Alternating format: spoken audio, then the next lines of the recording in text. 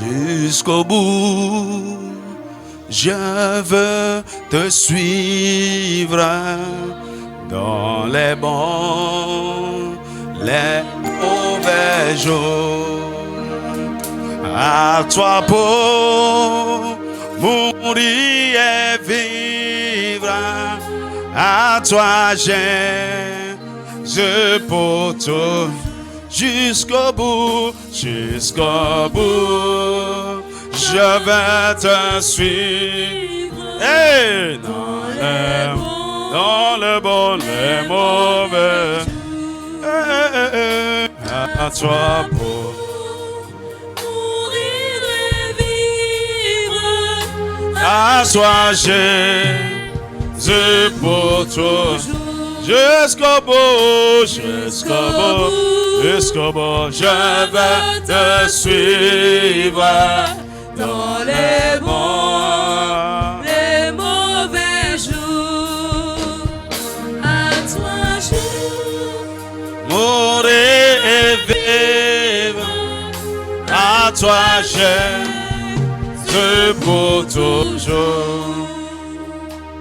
Ah, acclame, acclame le Seigneur. Ouvre ta Bible avec moi dans 2 Corinthiens chapitre 3 verset 18.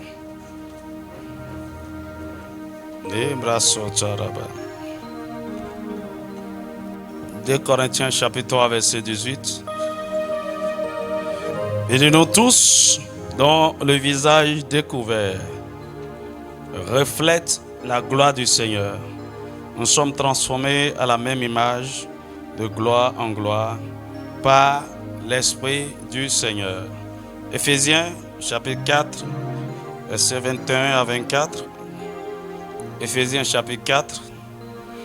Il dit, si du moins vous l'avez entendu, et si conformément à la vérité qui est en Jésus, c'est en lui que vous avez été instruits à vous dépouiller par rapport à votre vie passée, du vieil homme qui se corrompt par des convoitises trompeuses, à être renouvelé dans l'esprit de votre intelligence et à revêtir l'homme nouveau, créé selon Dieu dans une justice et une sainteté que produit la vérité.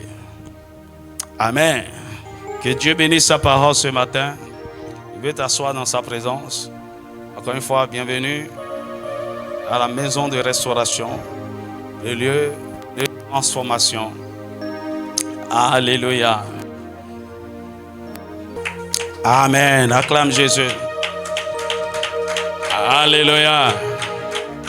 Je sais, les amis, j'espère que le pasteur ne veut pas encore nous parler de transformation. C'est de ça qu'il veut parler. Dis-moi Amen. Des transformations.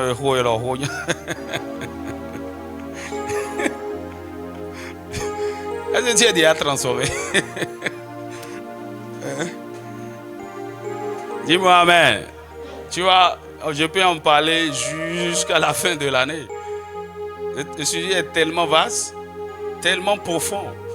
Plus j'en parle, plus il y a des révélations. Il y a des révélations. Et en fait, d'ailleurs, ça doit faire l'objet d'un livre. Je crois que ce sera le premier livre que nous allons publier. Dis-moi Amen. Le sujet est très profond. Mais je veux parler des principes de la transformation. On va parler du reste des principes. Et si on arrive à finir, on va passer à autre chose d'abord. Mais notre vie de tous les jours est en perpétuelle transformation. En fait, par cet enseignement, on vous montre les clés, les principes, tout ce qu'il faut que vous devez connaître et pratiquer continuellement afin de vivre continuellement la transformation. Voilà, mais c'est dangereux de ne pas être transformé. C'est dangereux. Vous savez, la manière dont les ténèbres s'intensifie en ce temps de la fin. La manière dont Satan est déchaîné et pour ses fils se sont levés partout dans les nations. Mon ami, si Dieu n'a pas aussi des fils, beaucoup de fils. La Bible dit la création attend quoi? Notre transformation. Et l'église est remplie de bébés, de chercheurs de Seigneur, donne-moi ceci, Seigneur, donne-moi ça. Des gens qui ne sont même pas convertis et qui sont à l'église. Ils n'ont pas Jésus, ils n'ont pas la vie de Dieu. Ils sont étrangers à la maison de Dieu et servent même à l'autel.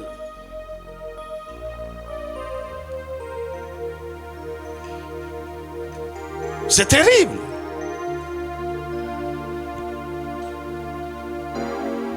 Alors le Seigneur est en train de compter beaucoup sur cette génération. Et nous devons faire quelque chose.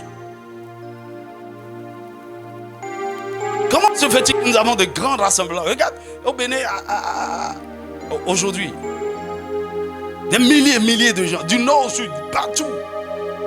Mais quel impact? Arrêtons ça. Un seul fils de Dieu qui a la lumière. Vous n'avez aucune idée de tout ce qu'il peut faire. Dieu a besoin de Daniel ici. Dieu a besoin de Joseph ici. C'est des fils. C'est la transformation qui nous amène là.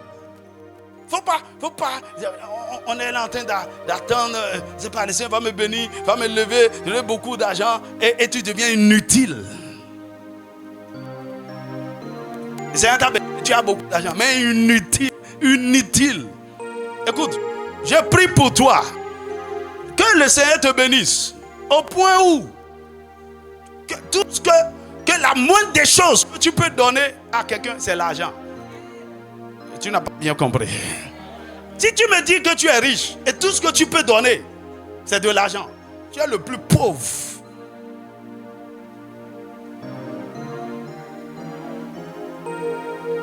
Parce que les gens ont pris l'église aussi comme une usine de production de l'argent. Le Seigneur va me rendre riche. Le Seigneur va me... Oui, il le fait. Il le fait. Hier, j'écoutais le témoignage d'un vieux. Je l'ai rencontré en 2013 au Nigeria, dans Akwa Ibom State, dans la ville de Uyo, en milieu Igbo. C'est-à-dire, cet homme, quand je suis entré dans la ville, tu vois beaucoup de choses. École, hôpital, station-service. Il y avait plein de choses qui portaient son nom. C'est qui ça? Le gars, il a des choses extraordinaires. C'est un papa, un évangéliste. Il ne fait pas beaucoup de bruit comme ça. Mais très puissant. Le Seigneur l'a béni. Et il donnait un témoignage qu'il a. Il y a un jeune homme qui est venu le voir en train de pleurer. Parce qu'il devait de l'argent à beaucoup de gens. Ses affaires étaient à terre, tout. Et il pleurait. Et quand il parlait, il dit, il y a l'onction prophétique qui est descendue sur lui. Et il lui a dit, dans 7 ans, tu deviendras, je crois, le 5e ou le 7e homme le plus riche du Nigeria. Dans 7 ans. Ça c'est la richesse qui peut se manifester, par la puissance de la parole prophétique. Oui. Et je l'ai fait avec quelqu'un ici cette année, je crois en début d'année. Je dis, en 7 ans, l'onction qui était sur moi le jour-là, en 7 ans, et les choses sont en train d'être déclenchées déjà. Dis-moi amen. Dis-moi un vrai amen. Et 7 ans, et il disait, il a perdu le jeune homme de vue. Il dit 7 ans, il dit l'année dernière, ça faisait la 7e année. Le jeune homme l'a appelé. Il lui a dit, est-ce que vous vous souvenez de moi? Ce que vous avez dit là, c'est arrivé. Le Seigneur m'a mis à cœur de vous donner 14 milliards.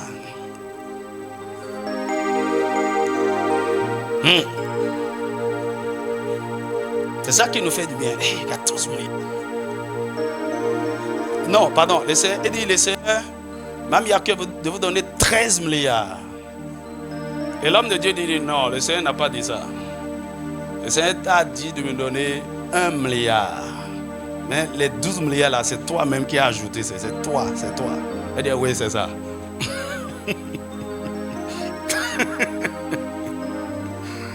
Dis-moi un vrai amen.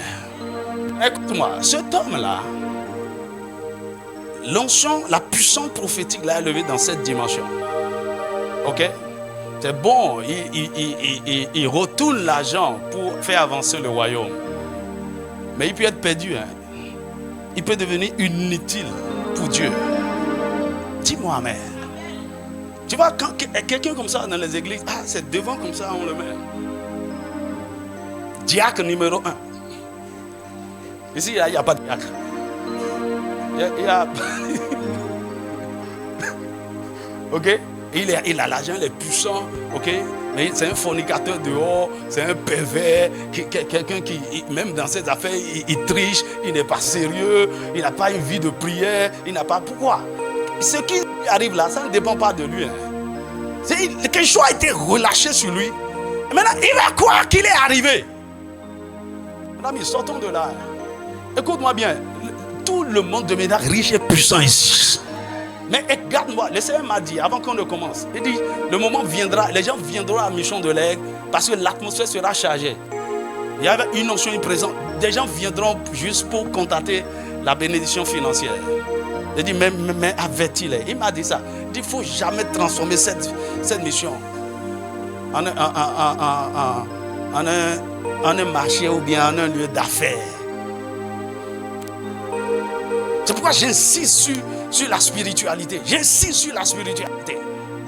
Mon ami, beaucoup d'entre vous serez élevés. Vous allez dire, mon ami, mais ça ne m'impressionne pas. Ça ne me dit rien du tout. D'ailleurs, moi ce qui est en train de faire en secret avec moi à ce moment. Attends, je vous ai dit l'année prochaine, on va se délocaliser d'ici. Tu vas voir. L'argent n'est rien. Mais ce que nous sommes en Christ, c'est ça la chose la plus importante.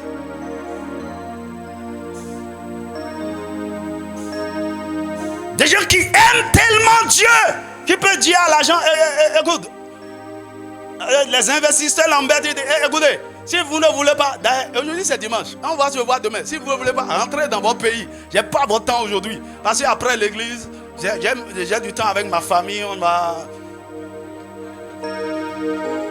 C'est de ça qu'il s'agit. Mais des gens qui courent derrière l'argent, ils n'ont plus le temps pour Dieu. Ils ne peuvent pas venir à l'église. Et Dieu les a élevés tellement haut qu'ils sont sortis de l'église.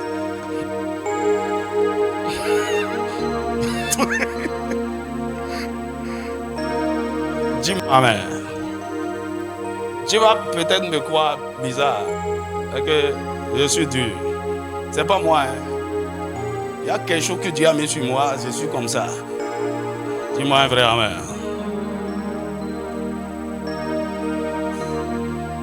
Il y a l'argent, la société, il y a l'argent, il y a les dons, les talents. Ça ne me dit rien, absolument rien. J'aime accorder la grâce maintenant. Je sais sonder le cœur des gens.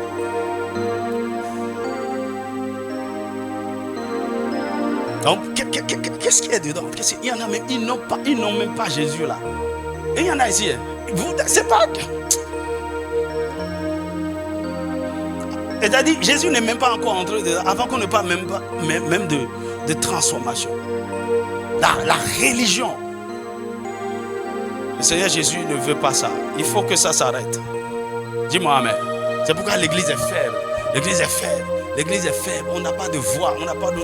Parce qu'il y a très peu d'hommes qui sont... Hein?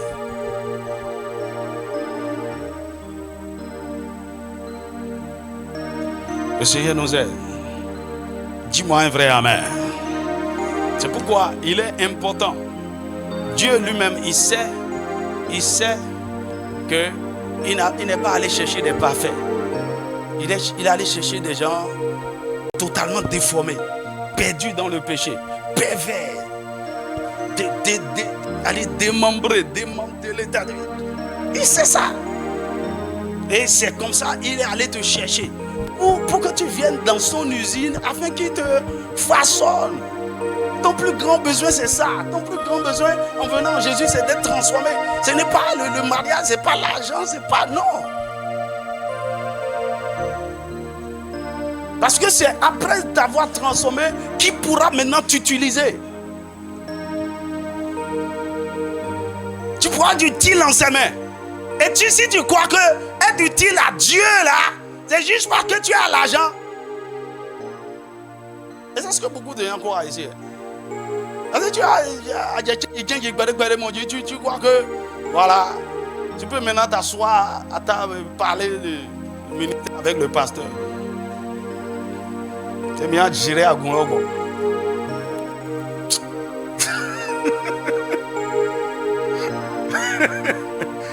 Oh.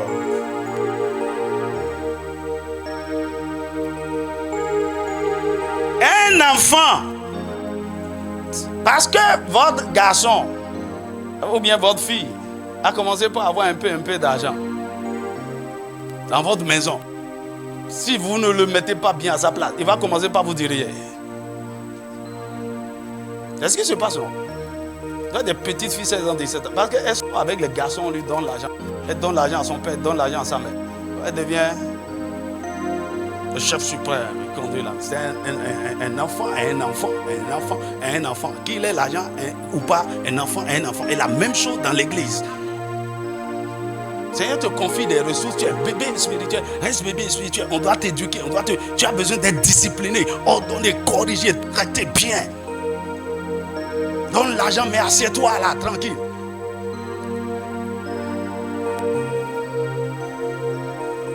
Dis-moi amen. Demande à ton voisin si tu aimes le pasteur.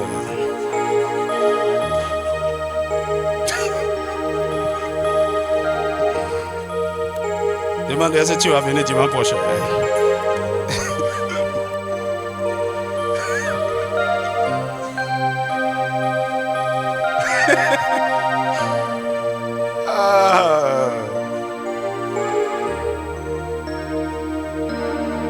C'est terrible.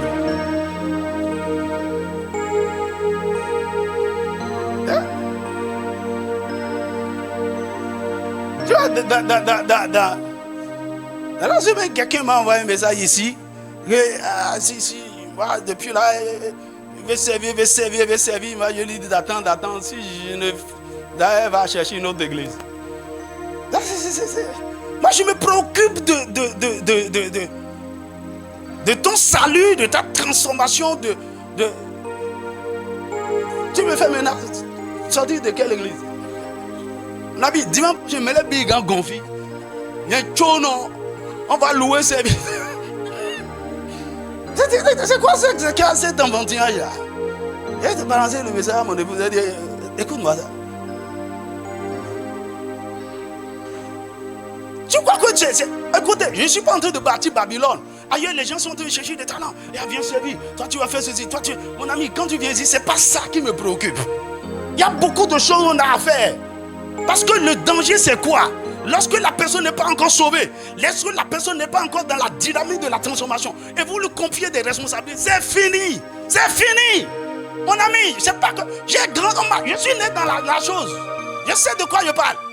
Tu viens c'est moi qui t'ai baptisé. Et tu comprends même du ministère pastoral de l'église. Non, mais la chose la plus importante, c'est pas que Jésus a appelé ces 12, ils sont restés avec lui, il les a formés d'abord. Et après la formation que Jésus leur a donnée, c'est extraordinaire. C'est Dieu en train d'engendrer des dieux. Dis-moi amen. Et quand il a fini ses 3 ans, il leur a même dit, attendez. C'est moi-même qui vous ai dit, allez, mais attendez. Jusqu'à... On est pressé.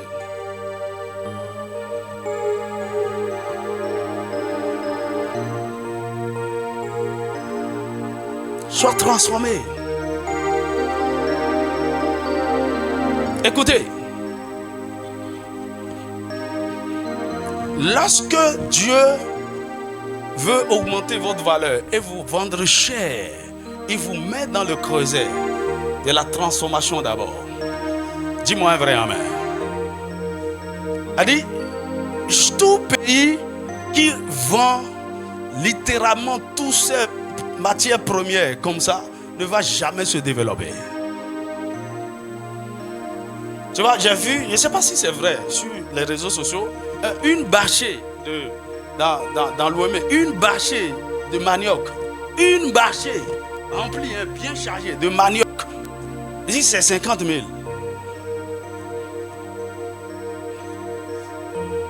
Hein? C'est vrai? Une bâchée. Et puis quand j'ai regardé, j'ai dit, regarde tout l'effort que ce cultivateur a fourni. Je ne sais pas combien d'hectares ou bien quelle portion de terre on a cultivé pour avoir une bâchée remplie de manioc. Et tout ce qui peut tirer imaginez, une bâchée, 50 000. Maintenant, imaginez qu'il prend son manioc là et il transforme lui-même. Il transforme lui-même. Il a du gari, il a du tapioca. Il y a quoi encore? Tout ça. C'est 50 000, il va gagner. La transformation augmente votre valeur. Ça dit quoi? Ce que les gens peuvent, là où vous êtes, ce que les gens peuvent acheter à 10 000 francs, vous pouvez vous transformer et on achètera ça à 10 millions. C'est la valeur. Je peux inviter un chantre ici, au niveau local ici. Viens faire un truc là et puis je l'honore. Il donne 50 000. Il est content. Ok. Je ne peux pas inviter Nathaniel Bassé ici et lui donner une enveloppe de 50 000. Vous imaginez, non? Non! Ce n'est pas sa valeur.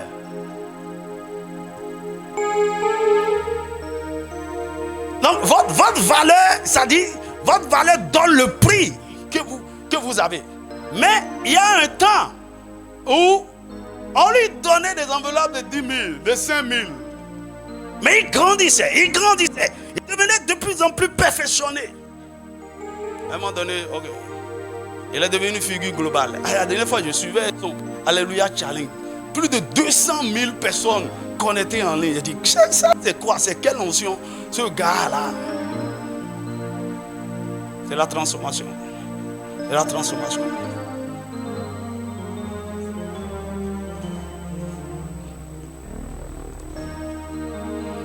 Aide-moi à toucher ton voisin. Ne reste pas dans ton état là. Tu sais tout ce que Dieu a enfoui en toi, comme dépôt, comme don, comme capacité. Et pour notre transformation, c'est que le don doit être d'abord nourri, suffisamment nourri. De la parole, de la prière. Et alors, quand on arrive à un moment acceptable où Dieu peut nous exposer, il va commencer par nous exposer. Mais nous savons que la transformation continue.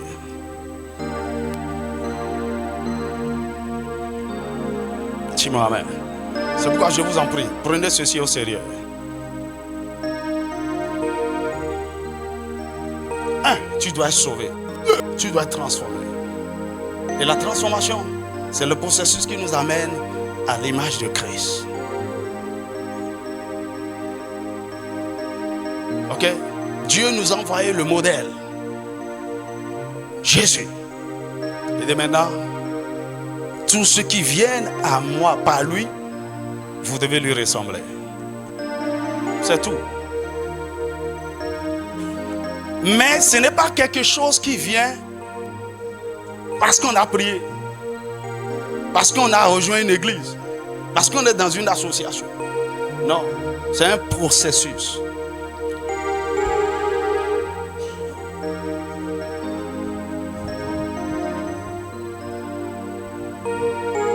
Dis-moi amen.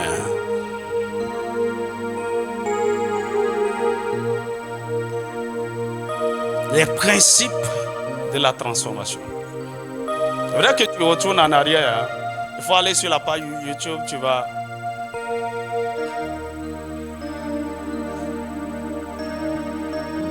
Les principes de la transformation.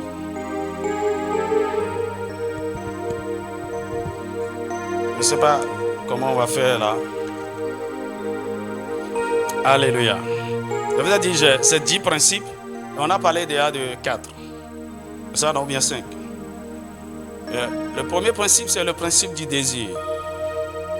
Deuxième principe, le principe du choix. Troisième principe, le principe de la communion avec le Saint-Esprit. Quatrième, le principe de la consécration. Et cinquièmement, on commence par là aujourd'hui, le principe de la vision. Dis avec moi le principe de la vision.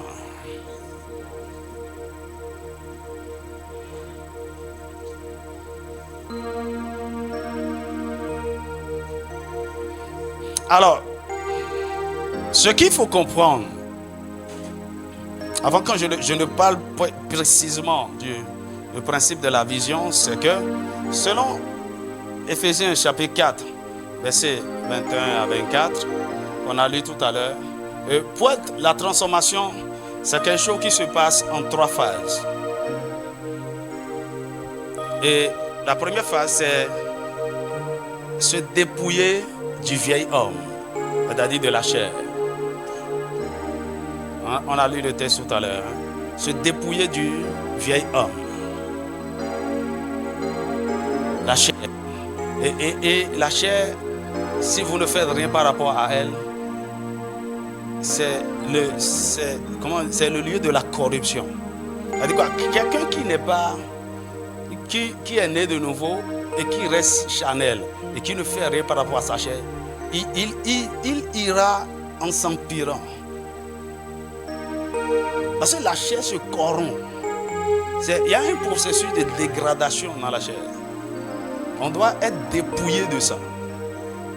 Dis-moi amen. Donc c'est comme un vieux vêtement qu'on doit enlever et jeter. La deuxième chose, la deuxième phase, c'est le renouvellement dans l'esprit de notre intelligence. Vous avez vu? Et donne-moi le texte, Éphésiens chapitre 4. Le renouvellement de l'esprit de notre intelligence. Tu vois, le texte dit ici de l'esprit de notre intelligence. Et dans Romains 12, 2, il parle de le renouvellement de notre intelligence. Le renouvellement de l'esprit de notre intelligence, il parle en fait de notre subconscient. Amen.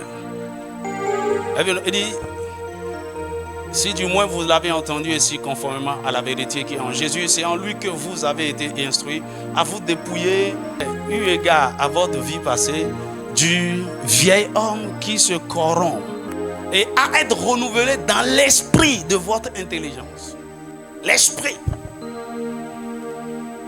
Donc là où votre personnalité est cachée, votre subconscient, et qui contrôle votre mentalité, tout ce qui est en vous là. C'est ça, c'est là-bas, c'est juste là-bas que le renouvellement doit s'opérer. C'est pourquoi lorsque la parole de Dieu n'a fait que votre mental, ça ne peut rien faire. Il faut que ça entre dans votre cœur et aille dans l'intérieur. C'est pourquoi la méditation de la parole est très importante pour envoyer la parole dans notre subconscient. Et tu me suis? Et à revêtir l'homme nouveau. Donc deuxièmement, à être renouvelé dans l'esprit de notre intelligence. Et troisièmement, à revêtir l'homme nouveau. L'homme nouveau. Maintenant, ça c'est l'homme que Dieu veut manifester. L'homme Christ. L'homme qui est parvenu à l'image de Christ. Il va se libérer, il va se manifester. C'est ça que toute la création attend. L'homme nouveau, créé selon Dieu. Ça vous rappelle quelque chose? L'homme nouveau créé selon Dieu dans une justice et une sainteté qui produit la vérité. Maintenant, tout ce que nous sommes en train de dire, et nous parlons de la provision, de la transformation. Nous avons parlé surtout des clés de la transformation et des principes de la transformation. Tous ces principes-là travaille pour accomplir ces trois choses. Et si ces trois choses sont accomplies, nous, conformément à nous, nous allons manifester Christ. Dis-moi amen. Dis-moi un vrai amen.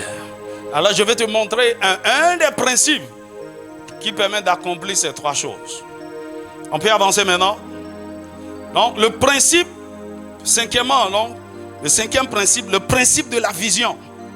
Dis avec moi le principe de la vision. Bien-aimés, ce que vous ne voyez pas, vous ne pouvez pas le devenir.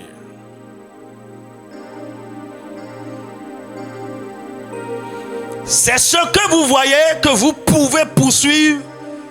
C'est ce que vous poursuivez que vous pouvez saisir. C'est ce que vous voyez que vous pouvez reproduire. C'est ce que vous voyez que vous pouvez représenter.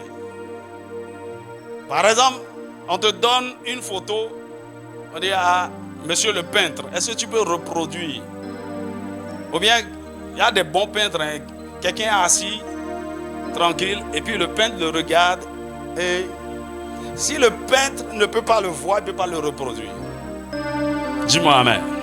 Même si des dessins que le peintre, il est là, on ne sait pas ce qu'il veut reproduire.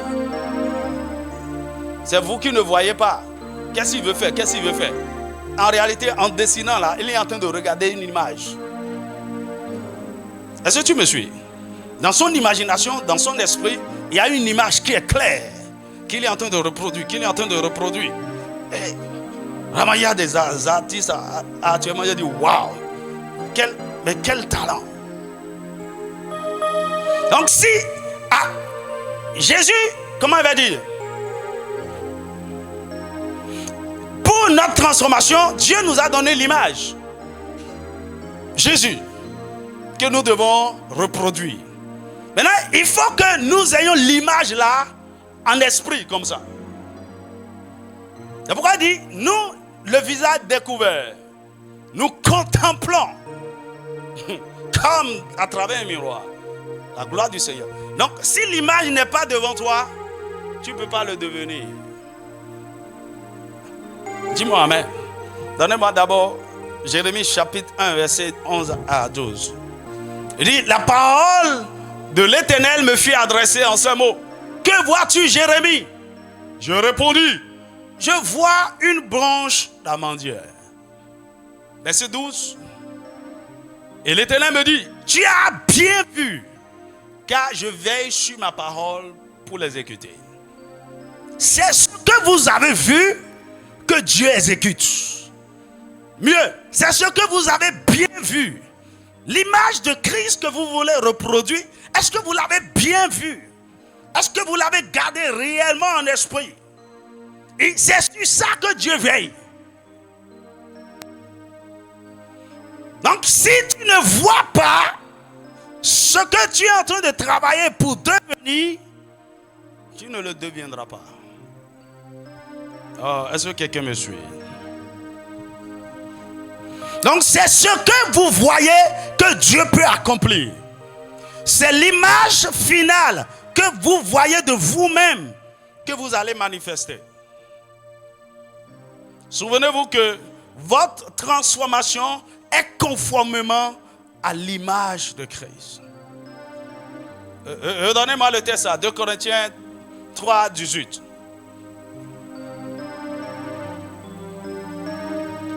Deux Corinthiens 3, 18. On est ensemble.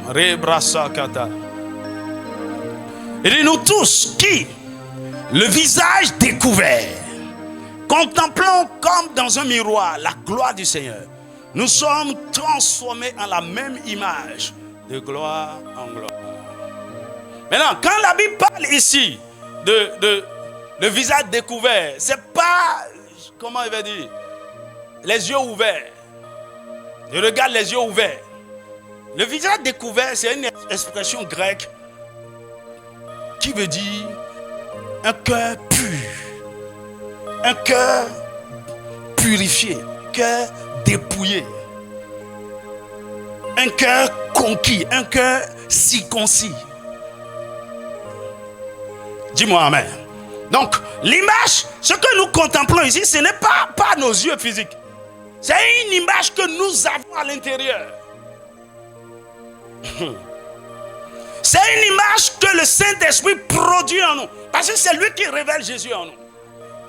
Dis-moi un vrai amen. Et au point où et plus vous le contemplez, plus vous commencez par changer. Parce que il ne commence pas à fêter ce que vous faites, ce que vous dites, ce que vous pensez. Il suffit de le contempler. C'est pourquoi, là où, lorsque nous faisons des erreurs et notre conscience se réveille, pas bien. Ce que tu viens de faire n'est pas bien. Va t'excuser. Va demander pardon. Tu viens de commettre un péché. Confesse. Mon ami, c'est que nous sommes en train de faire des choses en dehors de l'image. Et donc le miroir est en train de nous refléter. L'image que nous devons représenter en train de nous dire non, tu viens de mettre une mauvaise couche là. Un mauvais coup de pinceau. Ah, enlève ça. C'est pas bon. Enlève ça. Enlève ça. Enlève ça. Mais l'image doit être constamment devant nous comme ça. On doit être en train de contempler avec notre cœur.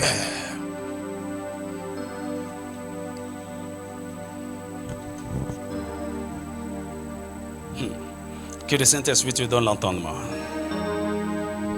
Donc, peu importe à quoi vous ressemblez aujourd'hui, si vous pouvez avoir une image mentale d'une nouvelle version de vous, conformément à l'image de Christ, vous allez finir par être transformé en la même image. Si vous pouvez garder cette image devant vous et la contempler continuellement à travers la parole de Dieu, vous allez finir par manifester la même image de Christ. Qu'est-ce que tu vois? C'est ici, lorsque vous commencez par contempler Jésus, par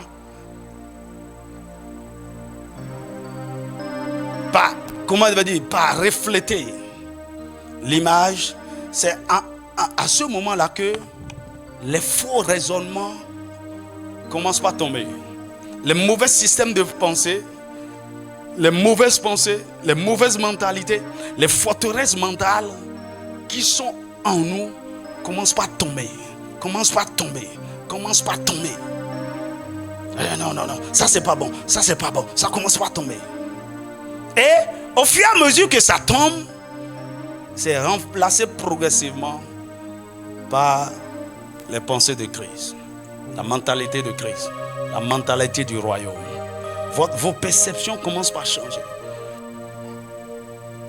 Mais vous devez garder le regard sur l'image constamment. Constamment. Vous devez voir encore tous les jours. C'est pourquoi tous les jours, vous devez contempler l'image. L'expression de l'image, c'est ici, sa parole. On doit contempler Jésus à travers sa parole. Contempler tous les jours, lire, étudier, méditer. Et tous les jours. Et la transformation suit son cours naturellement. Qu'est-ce que tu vois en ce moment? 2 Corinthiens, chapitre 10, verset 4 à 5. Je prie que les forteresses, les mauvaises forteresses, les mauvais conditionnements commencent à tomber au nom de Jésus. Imaginez-vous, voyez-vous en train de vivre selon l'image de Christ. Peu importe là où vous êtes maintenant. L'image de Christ que la parole de Dieu vous révèle. Imaginez-vous, voyez-vous. Et vous finirez par vivre une nouvelle vie. Voyez-vous, tu viens de tomber dans la fornication. Vois-toi, c'est pourquoi tu dois être conscience de ta nature de justice de Dieu. Tu dois être conscience de ce que le don de la justice de Dieu fait en toi.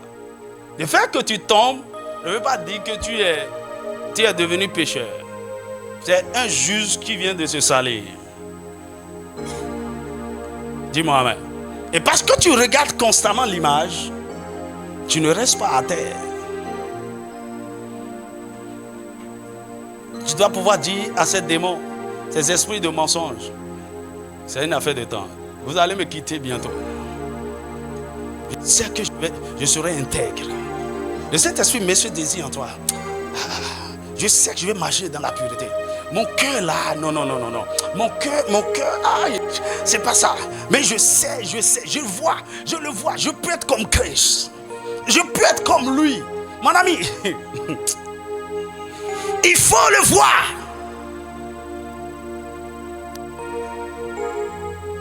Il a dit, voici l'image. Il n'a pas dit, tu vas ressembler à quelque chose. Voici l'image. Et j'ai mis tout en œuvre. J'ai donné les provisions pour que tu manifestes cette image. Et j'ai mis mon esprit en toi pour travailler en toi, pour faire en sorte que l'image soit reproduite. Tout ce qu'il me demande, c'est de coopérer avec lui. Je dois voir. Pourquoi? Je dois voir parce qu'en réalité, la transformation s'opère réellement au niveau de mon âme, au niveau de mes émotions, au niveau de mes pensées, au niveau de ma volonté. C'est là qu'il a besoin de ma coopération. Et donc, il dit, ah non, ça là. Ah, ça là. Donc, c'est ça le dépouillement du vieil homme. Ah non, ah donc ça là, c'est pas bien. Oh non, ça là. Il y a des choses, on n'a pas besoin de te dire. En méditant la parole. Tu ne fais pas des débats inutiles autour des choses inutiles. Parce que le Saint-Esprit est en train de te tailler, de te façonner. Donc, voyez-vous en train de vivre une vie de sainteté, de pureté, de vérité, d'intégrité, de sagesse, de joie, de paix, d'amour, de puissance, d'amour, d'abondance, de richesse. Et cela deviendra bientôt une réalité. Voyez-vous. Ah, ma langue là, je mens trop, mon ami, c'est pas grave. Continue de contempler. Mon cœur là, il ne sait même pas comment. Il n'arrive pas du tout à pardonner. Je suis toujours amer, rempli d'amertume. Continue de te voir. Je sais, le moment vient. Tout ce que les gens verront en moi, c'est l'amour, c'est la joie, c'est la paix, c'est la vérité, c'est la pureté. Je sais que je suis malhonnête en ce moment, mais je peux être honnête. Je vois ça. Je vois.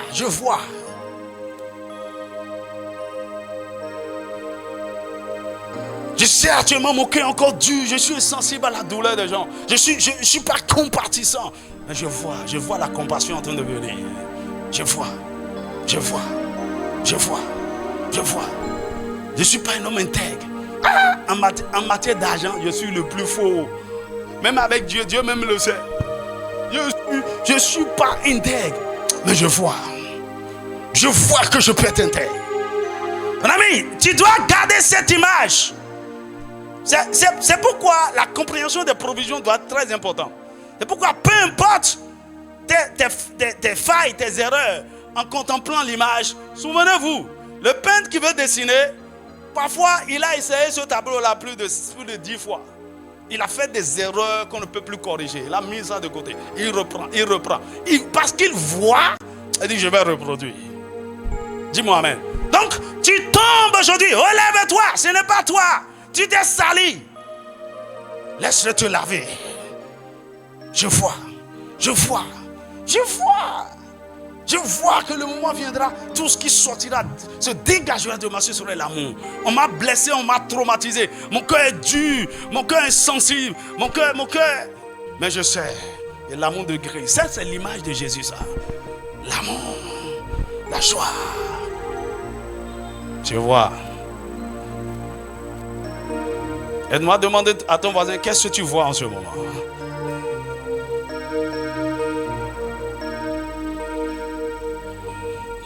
Dis-moi amen. Il vous sera toujours fait selon votre vision. Genèse chapitre 13, verset 14 à 17. Il vous sera toujours fait selon votre vision. C'est ce que vous voyez que Dieu accomplira. Dis-moi amen. Et le quatrième principe vient de ça. Le sixième principe, pardon. Dans Genèse chapitre 13, verset 14 à 17, avant que Dieu ne donne la terre promise à Abraham, il lui a dit de se lever et de regarder, de voir, de regarder tout autour, du nord au sud, de l'est à l'ouest, de regarder. Il dit parce que tout le pays que tu vois, je te donnerai. Il nous donne toujours des images. Et le Saint-Esprit est le maître en matière de reproduction d'images, de bonnes images. Dis-moi amen. Et ceci nous amène au sixième principe, le principe de la foi. Ce que tu vois, tu peux y croire facilement. Le principe de la foi. Vous ne pouvez jamais devenir ce en quoi vous ne croyez pas fermement. Jamais. Si vous voulez être transformé, vous devez croire, quelle que soit votre condition actuelle, que vous pouvez manifester Christ. Aujourd'hui, je suis voleur, je suis fornicateur, je suis masturbateur chronique. Je mens, le mensonge, ça coule de mes lèvres comme de l'eau. Ah! C'est comme si on a installé la machine du mensonge en moi. Le vol! Je ne peux pas imaginer que je suis voleur. C'est pas grave. En quoi tu crois? Tu crois en quoi? Ok? C'est comme quand tu vas à l'hôpital. Oh! Monsieur, c'est un cancer. Il n'y a pas de problème. C'est son rapport, il est normal. Mais tout dépend de ce en quoi tu crois. C'est la réalité, que c'est ce que tu es. Mais ce n'est pas la vérité. La vérité, c'est que tu es juste. La vérité, c'est que tu es sain. La vérité, c'est que tu es en bonne santé. La vérité, c'est que tu manifestes la sagesse de Christ. Donc, toutes ces choses négatives que je manifeste aujourd'hui, je n'y crois pas. Ce n'est pas moi. Ce n'est pas ce que je suis censé devenir. Je ne suis pas créé pour ressembler à cette image. Bien-aimé, il vous sera toujours fait selon votre foi. Dans Matthieu chapitre 9, verset 27 à 30. Donnez-moi ça. Matthieu 9, verset 27 à 30.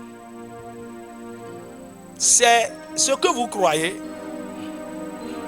Est-ce que vous savez que le diable a convaincu beaucoup de gens qui ne peut pas changer. Il ne peut pas changer. Il ne peut pas transformer. Et dit, toi, tu as essayé. Tu as essayé. Qu'est-ce que tu n'as pas fait? Alors que tu n'as encore rien fait. Qu'est-ce que tu n'as pas fait? Tu as la volonté, non? Mais tu tombes encore. Tu ne peux pas changer. Il faut laisser tomber. C'est comme ça. Et si, quand le diable veut bien faire le travail, il t'amène deux autres sœurs, deux autres frères, piégés par le même péché. Ils vont te donner les témoignages. Il dit, je pensais que c'était moi seul. Tu as un sujet de consolation. Parce que vous partagez le même péché. Les mêmes faiblesses.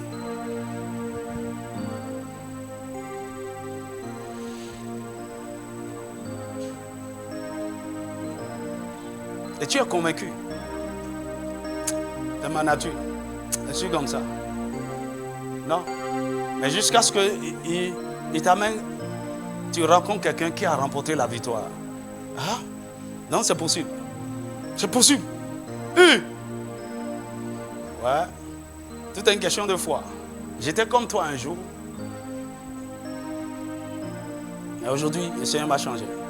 Parce que sans la foi, il est impossible d'être agréable à Dieu. C'est la foi qui attire Dieu.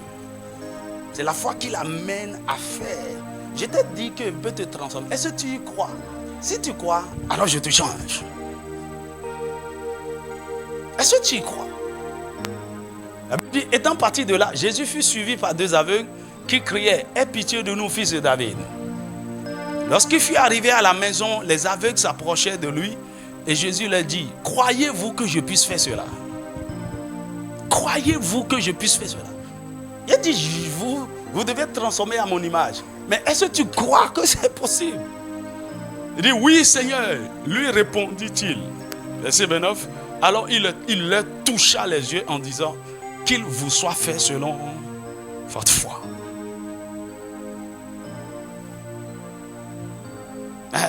Donc parce que les gens ne croient plus à la transformation, ils disent, acceptez-moi comme ça, hein. Je suis comme ça. Mais nous zoomons tard, nous zoomons.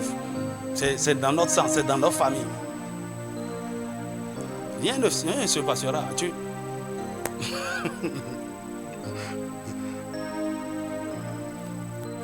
Même mon grand-père était coureur de jupons. Mon père, n'en parlons même pas. Donc moi, Dieu lui-même comprend. Parce que sur nos fondations, là ici. Peu importe ce que tu as vu dans ta famille, peu importe ce que tu as vu reproduit depuis des générations, est-ce que tu crois qu'à ton niveau ça peut s'arrêter?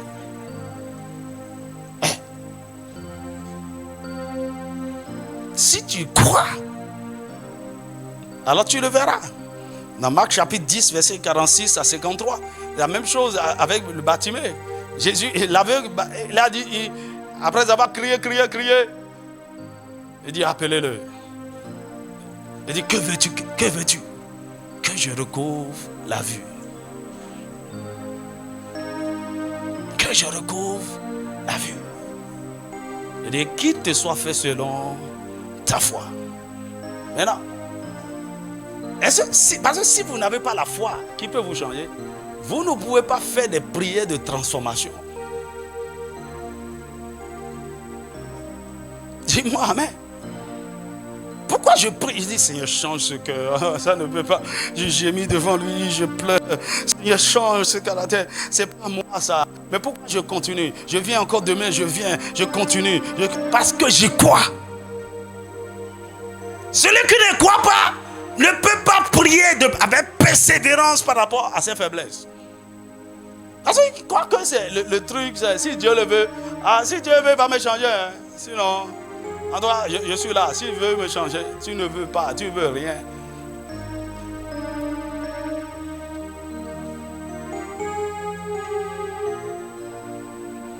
Aide-moi à demander à ton voisin, est-ce que tu y crois?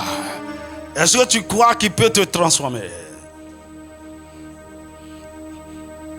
Dans Marc chapitre 5, verset 25 à 34, la Bible nous parle de la femme qui souffrait de la perte de sang et elle est venue par derrière. Malgré les interdits, les barrières qu'il y avait autour d'elle, malgré sa faiblesse, elle est allée toucher le bord du vêtement de Jésus. Et Jésus lui a dit à la fin, ma fille, ta foi t'a sauvée. La femme de la foi, de la femme souffrant de la perte de sang, l'a sauvée, l'a guérie. Cette maladie qui a duré 12 ans a été transformée en bonne santé par la foi. Notre déformation est aussi une maladie spirituelle, une maladie émotionnelle, une maladie mentale. Et si nous croyons, nous pouvons aussi recevoir une totale guérison, une transformation radicale. J'y crois. Est-ce que quelque chose de beau peut sortir de cette famille? J'y crois. Mon ami, c'est par rapport à tout. Ce n'est pas seulement par rapport à la transformation. Dans cette famille, les gens ne se marient. Je serai le premier à me marier légalement et mon mariage va durer. De génération en génération, j'arrête ça. Personne ne lève la tête, tout le monde est pauvre. Je crois que je suis l'homme le plus riche. Et je commence une lignée de riches dans la famille. La foi!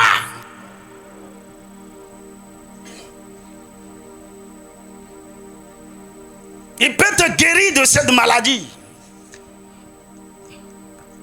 Cette maladie de l'âme. Donc pour notre transformation, nous devons avoir une foi absolue en Jésus. Une foi dans les provisions divines de la transformation. Une foi radicale dans les clés de la transformation.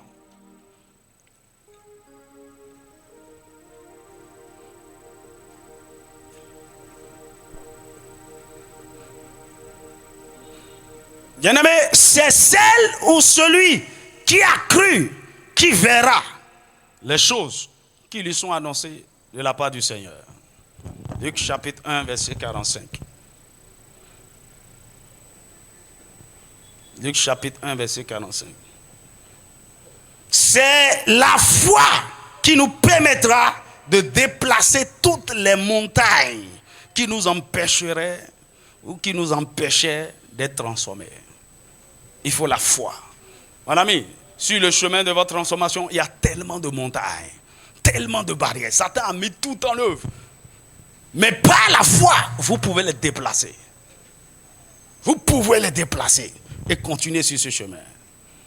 Matthieu chapitre 17, verset 20, il dit, si vous avez de la foi comme un grain de sénévé, vous direz à cette montagne, transporte-toi de là, jette-toi dans la mer.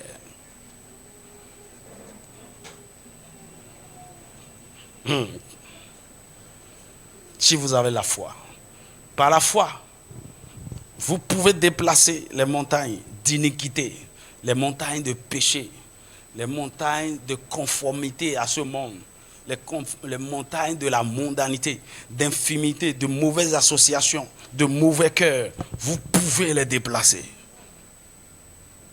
Tu vois, une mauvaise relation peut être une montagne à ta transformation. Par la foi, tu peux les déplacer.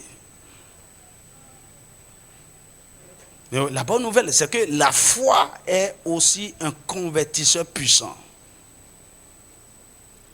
Donnez-moi Hébreux chapitre 11, verset 11 à 12. La foi est un convertisseur puissant. D'ailleurs, dans Jean chapitre 1, verset 12, il dit à ceux qui l'ont reçu, à ceux qui ont cru en lui, il leur a donné le pouvoir. Lorsque nous croyons, il y a un pouvoir qui nous est communiqué pour devenir. Ce n'est pas le principe de la foi que le pécheur devient enfant de Dieu. Pas le même principe de la foi. Celui qui est enfant de Dieu, pécheur, vivant encore dans la chair, peut devenir un fils de Dieu transformé. Dis-moi amen. La Bible dit, ce n'est pas la foi que Sarah elle-même, malgré son âge avancé, fut rendue capable d'avoir une postérité. Malgré son âge avancé, par la foi, elle fut rendue capable.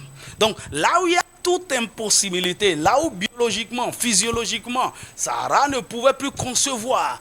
La Bible nous dit, donc, on parle de la foi d'Abraham, on ne nous parle pas souvent de la foi de Sarah. Sarah aussi, à un moment donné, a dû développer une foi. Il dit, c'est par la foi qu'elle fut rendue capable. Par la foi, ses entrailles furent rajeunies. Par la foi, elle a commencé par se resécréter des hormones. Par la foi, son système de reproduction fut... Mon ami, la foi l'a rajeunie. C'est pourquoi à cet âge avancé, les gens la voyaient et la convoitaient. Elle fut rendue capable. Mon ami, la foi peut rendre n'importe quel pécheur capable. N'importe quel pervers devenir saint. Est-ce que tu me suis? La foi peut vous rendre capable de convertir vos faiblesses en force, le péché en saint, le prostitué en femme vertueuse. La foi.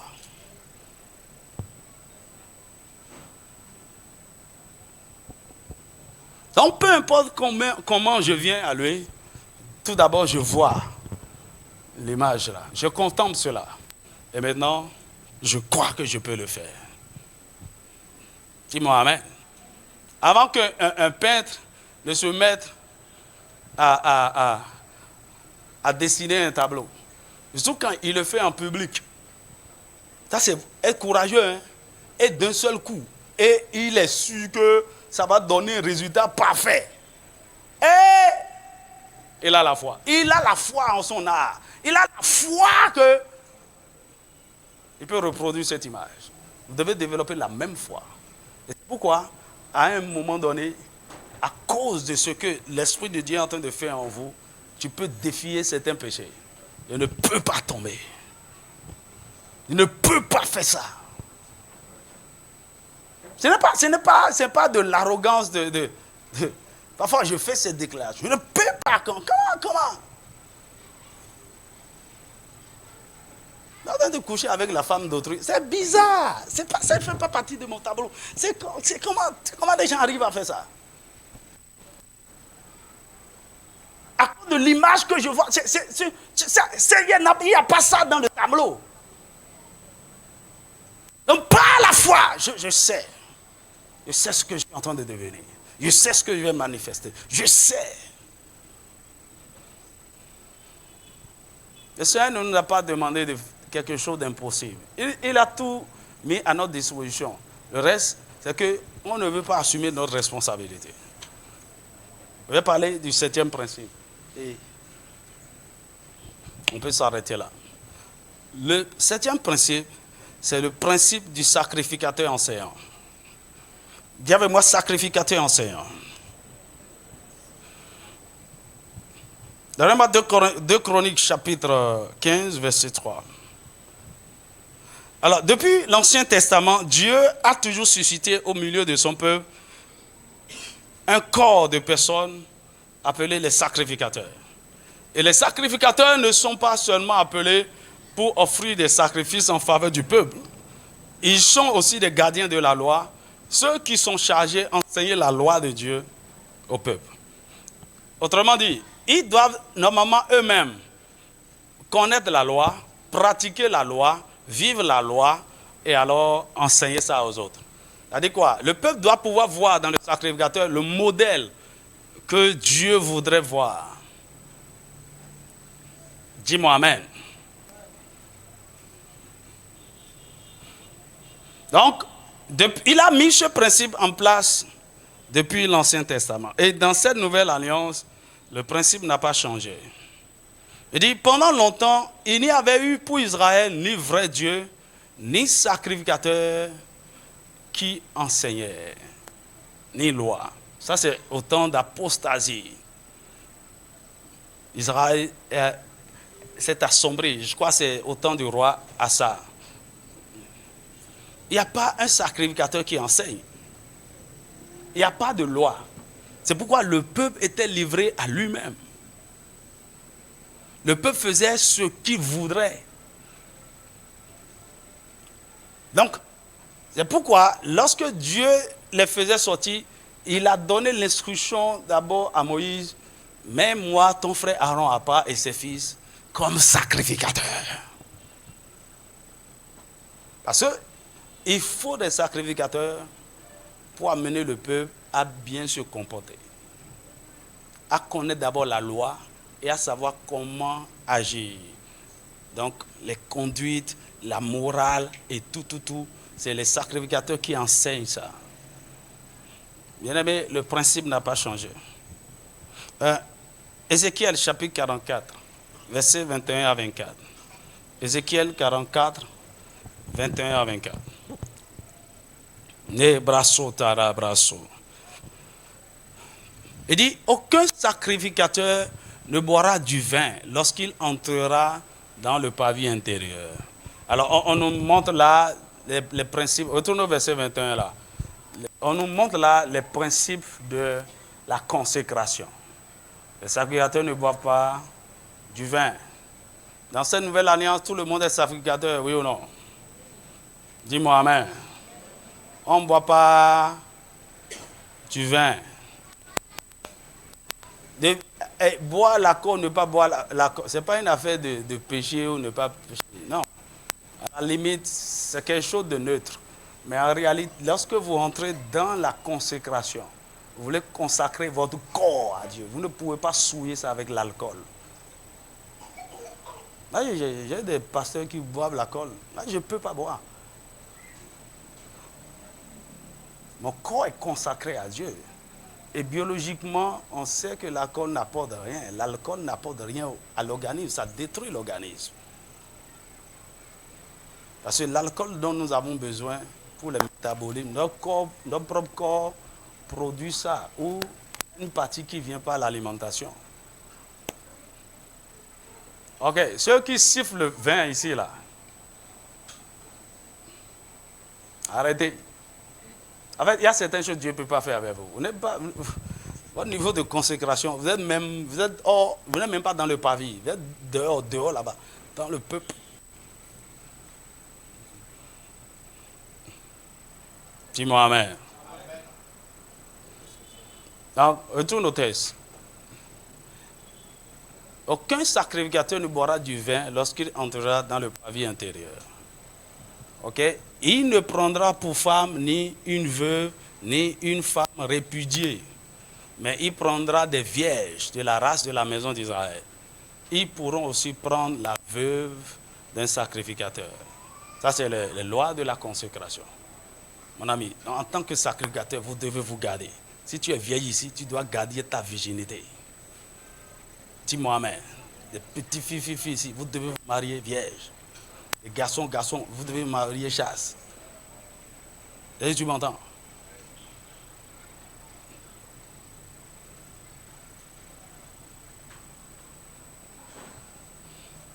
Alors, verset 23, il dit, ils enseigneront à mon peuple à distinguer. Voici le travail du sacrificateur. Ils enseigneront à mon peuple à distinguer ce qui est saint de ce qui est profane. Ils lui feront connaître la différence entre ce qui est impur et ce qui est pur. Voici le problème des chrétiens ignorants. On ne s'est pas fait la part des choses. C'est pourquoi Dieu te donne un sacrificateur. Donc, ce que je dis là, la sacrificature, ce n'est pas ordre. Hein. Il y a la sacrificature générale, le sacerdoce général de tous les croyants. Maintenant, quand Dieu suscite un berger, un pasteur comme moi, c'est un niveau de sacrificature. C'est-à-dire, tout le monde, le sacerdoce, c'était pour tous les lévites. Okay? Je peux dire que tous les croyants sont des lévites.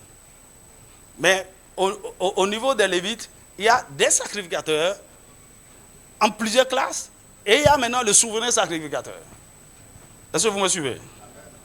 Donc, je peux dire de façon globale, il y a beaucoup de sacrificateurs. Je peux dire ici, comme dans cette nation, je suis le souverain sacrificateur. C'est une façon de parler. Il ne faut pas dire le pasteur a dit il est souverain sacrificateur. C'est Jésus qui est souverain sacrificateur. Je suis en train de te montrer une image. Dis-moi amen. Et le travail du sacrificateur, c'est ils enseigneront à mon peuple à distinguer ce qui est saint de ce qui est profane. Ils lui feront connaître la différence entre ce qui est impur et ce qui est pur. Quand tu viens au Seigneur, tu ne connais rien de la loi, les lois de Dieu. Tu n'as même pas eu le temps de lire la Bible par toi-même. Et mieux, pour comprendre. Dieu te donne un sacrificateur qui comprend la loi et qui t'aide à interpréter la loi pour que tu ailles vite. Dis-moi amen. Donc, a priori, je ne sais pas la différence entre... Parce que je suis bébé spirituel. Je viens d'être enrôlé dans l'école de Christ. Je ne connais encore rien. Dis-moi amen. C'est pourquoi tu es heureux lorsque le Seigneur te donne un pasteur enseignant. Dis-moi amen. Donc, lorsque je viens au Seigneur pour ma transformation, Dieu me donne un berger pour m'instruire, pour m'enseigner. Mais encore que, il faut que je reconnaisse que, voici le berger que Dieu m'a envoyé et que je m'assieds à ses pieds et je reçois de sa bouche les conseils de Dieu et les instructions. Dis-moi amen. La Bible nous dit un sacrificateur, c'est d'abord un homme consacré à Dieu, qui vit une vie de piété, qui est un modèle et qui peut enseigner au peuple les voies de Dieu. Donnez-moi Ezra, chapitre 7, à partir du verset 1 à 10. Vous avez Ezra est un sacrificateur et scribe. Ok? On ne va pas lire tout, mais donnez-moi à partir du verset 7. Ezra, chapitre 7. Cet Ezra, lorsque Israël était libéré de la captivité à Babylone, ils ont reçu l'ordre de retourner à Jérusalem. Cet Ezra, c'était lui qui était chargé de rééduquer le peuple. Il dit, plusieurs des enfants d'Israël, des sacrificateurs, des Lévites, des chants, des portiers et des Néthiniens vinrent aussi à Jérusalem la 7e année du roi Artaxerxès. Verset 8. Ezra arriva à Jérusalem au 5e mois de la 7e année du roi.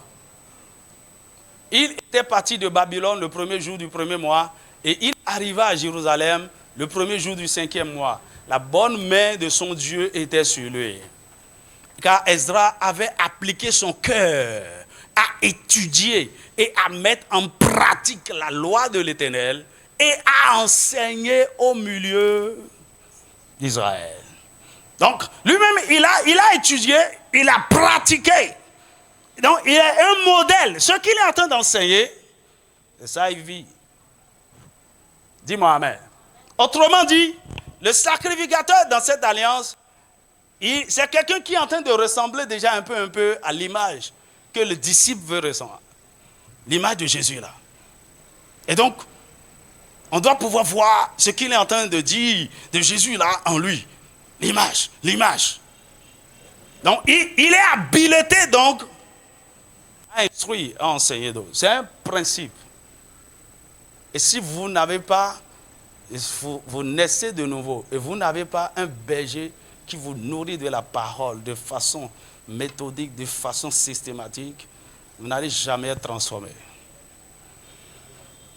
Vous devez avoir un berger enseignant, pas un prédicateur. Quelqu'un qui proclame, tout le monde crie, ça chauffe, les chaises tombent, les gens roulent par terre. On dit, waouh, le culte était puissant. Qu'est-ce qui s'est passé? Ah, le feu. Et après?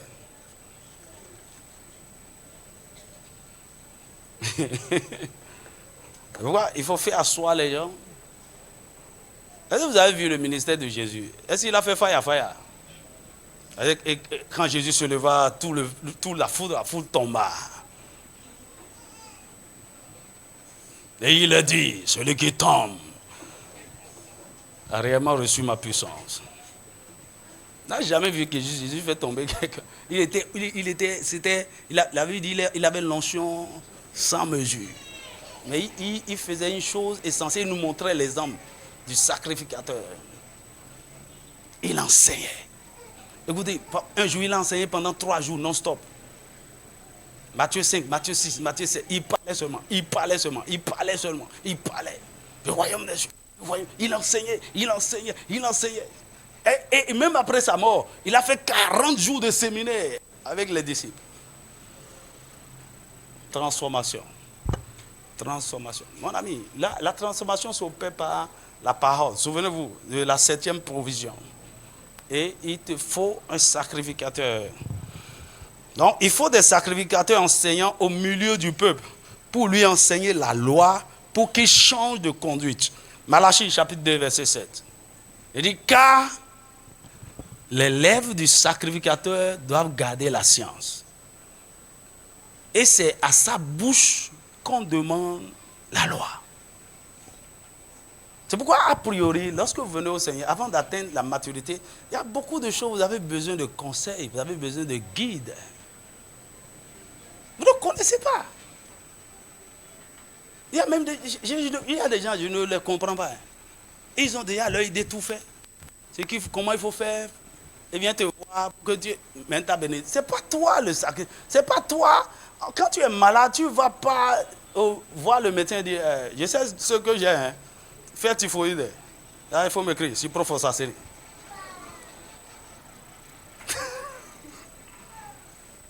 Il y a besoin juste de ton ordonnance pour aller acheter. Non. C'est lui qui a appris la médecine pendant au moins 7 ans. Assieds-toi, il va t'examiner, il va te dire ce que tu as, et maintenant te fait des prescriptions. Il dit, c'est à sa bouche qu'on demande la loi, parce qu'il est un envoyé de l'Éternel des armées. Un envoyé vers le peuple.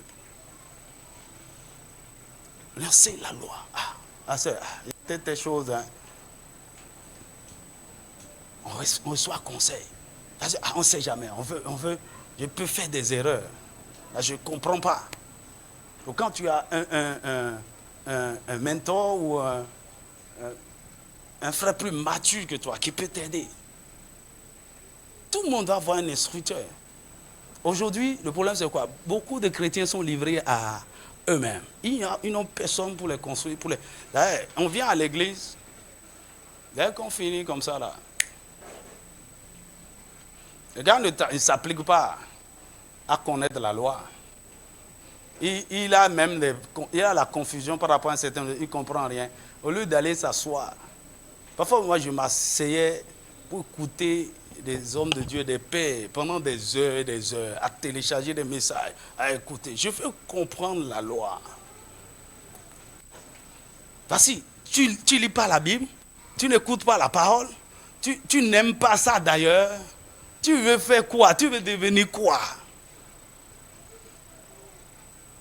Hein?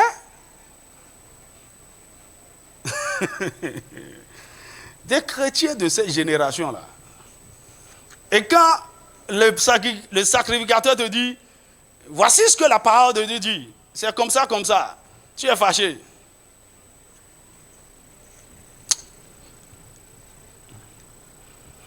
Dieu nous envoie. La Bible dit qu'il est un envoyé de Dieu. Donc pour notre transformation, Dieu envoie des instructeurs, Dieu envoie des bergers.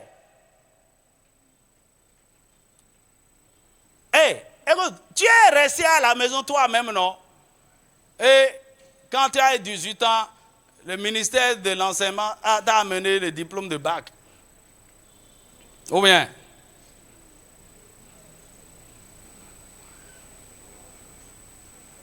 Tu es allé vers les instructeurs, tu es allé t'asseoir. Et entre nous là, qu'est-ce qui prouve que 2 plus 2 égale 4? Tu n'as jamais pensé à ça, hein? Mais c'est 4, non? Pour mon ami. Dans un autre règne, on peut démontrer que c'est faux. Parce que de façon universelle, tout le monde est d'accord que c'est 4. Pourquoi? On nous a dit ça. Tu as vérifié? On dit, lorsque je mets de l'eau sur l'acide chlorhydrique, ça donne, on bûche les formules de chimie. On est en train de nous éduquer, de nous façonner à une image. Jusqu'à ce que nous arrivions à un niveau où on commence par réfléchir par nous-mêmes. Bah, là, moi là, j'ai remis encore tout ce que les gens m'ont dit. Même 2 plus 2 égale 4 là. Un jour, tu vas voir, je vais venir.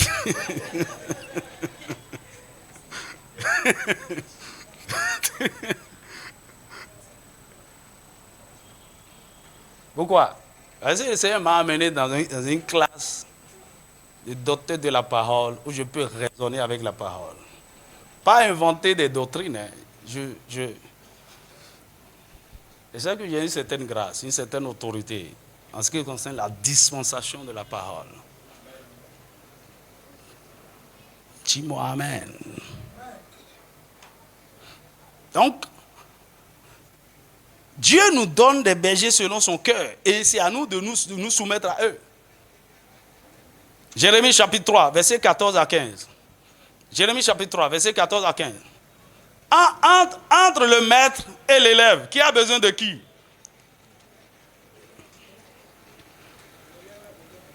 Hein? Vous êtes sûr?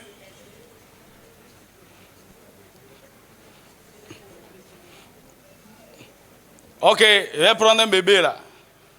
Ou Kimia. Entre elle et sa maman, qui a besoin de qui? Il faut me dire que, ok, j'ai aussi besoin de, il faut laisser le reste. L'attachement émotionnel et tout. Qu'est-ce que le bébé apporte? Techniquement, rien. Quand nous sommes bébés spirituels, qu'est-ce que nous apportons? Rien. Rien. Le pasteur n'a pas besoin de toi. C'est toi qui as besoin du pasteur. Ça peut sonner arrogant, hein, orgueilleux. Mais je vous dis une vérité crue.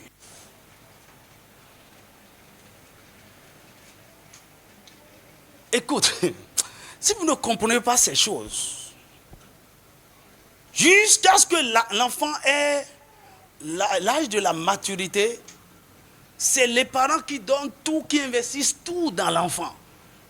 Dans l'idée qu'il faut grandir, deviens mature, maintenant tu vas commencer par être utile. Amen. Dis-moi amen. D'ailleurs même, à des moments donnés, l'enfant peut être disposé à t'aider, hein, mais tu refuses. Parce que son aide là, tu risques de pleurer après. Elle dit, maman, laisse, c'est ta fille de 3 ans. Elle dit, maman, laisse, je vais te laver les verres là. Et les plats, on doit avoir tout à l'heure. Elle a la bonne volonté pour aider, mais elle n'a pas encore la maturité, la conscience, le sens de responsabilité pour aider. Et quand nous venons au Seigneur, c'est ça. Quand je viens à l'école, c'est moi qui ai besoin des professeurs. J'ai besoin de tout. Je m'assois. D'accord? Le moment viendra, on va me juger, on va juger que j'ai atteint un niveau de maturité, de connaissance. On va me donner un papier. On va dire, ok, maintenant tu peux aller te débrouiller. C'est là que je deviens utile. Et en ce moment, je peux être une bénédiction maintenant pour mes maîtres d'hier, les enseignants d'hier. C'est comme ça ça se passe. Dis-moi amen. Il y a des gens arrogants. Hein? Tu vois, quelqu'un qui te dit, hey, tu ne me permets pas de servir, je quitte l'église. Et quoi? La personne croit que j'ai besoin de lui. Non, j'ai besoin d'elle. Non. Parce que les gens ne comprennent pas. Mon ami, amène-moi 1 million, je vais prendre. Mais je n'ai pas encore besoin de toi. Assieds-toi avec tes parce que si tout ce que tu peux m'apporter, c'est l'argent, tu n'es pas encore utile. Hein? Dis-moi, tu aimes toujours le pasteur.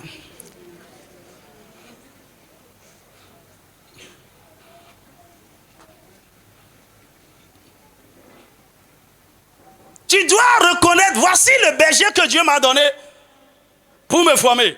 Je m'assieds avec soumission, obéissance et je me laisse éduquer pour être transformé. Maintenant, c'est l'élève qui vient enseigner des choses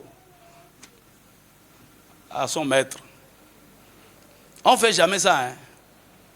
Même si ton professeur de maths est en train de faire des erreurs au tableau, il ne faut pas lui dire « Hé, monsieur, s'il vous plaît. »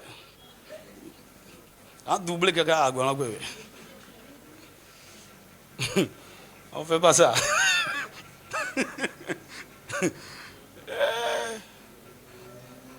Un jour, j'ai essayé d'aider un professeur au tableau comme ça, à l'université, biophysique. Je sais ça, il a fait trop mal. Le livre qu'il utilisait pour faire le cours, j'avais lu ça à la maison. Et il voulait démontrer une formule, il était coincé. Et il regardait et dit, quelqu'un voit quelque chose, il dit, ouais.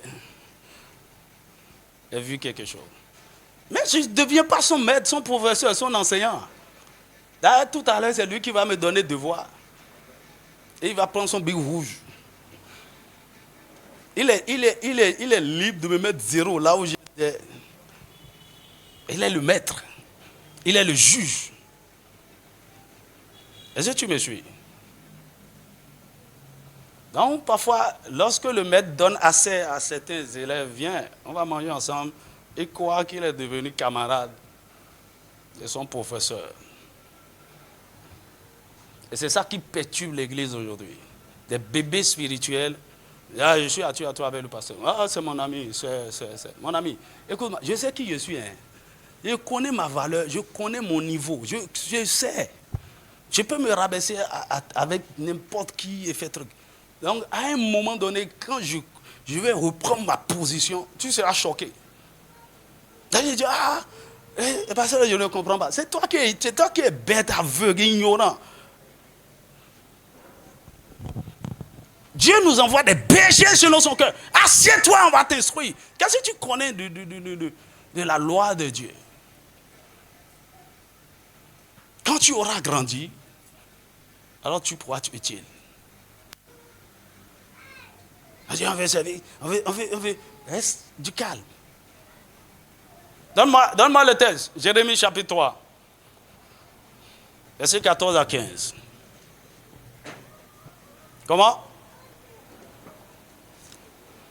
Jérémie, tout le monde peut ouvrir. Jérémie chapitre 3, verset 14 à 15.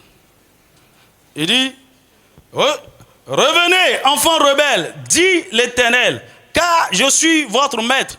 Je vous prendrai un d'une ville, deux d'une famille, et je vous ramènerai dans Sion. Je vous donnerai des bergers selon mon cœur, et ils vous paîtront avec intelligence et avec sagesse. Je vais vous donner. Je vais vous les envoyer. Ce n'est pas vous qui les avez choisis. Et ils vous paîtront. Ils vont vous conduire, ils vont vous nourrir, ils vont vous discipliner, ils vont vous corriger. Parce que je leur ai remis la houlette et le bâton. Les gens ne savent pas que le berger utilise ces deux choses. Moi, je n'utilise même pas le bâton. C'est la houlette seulement. Hein. Et ça fait mal. J'ai commencé par utiliser mon bâton.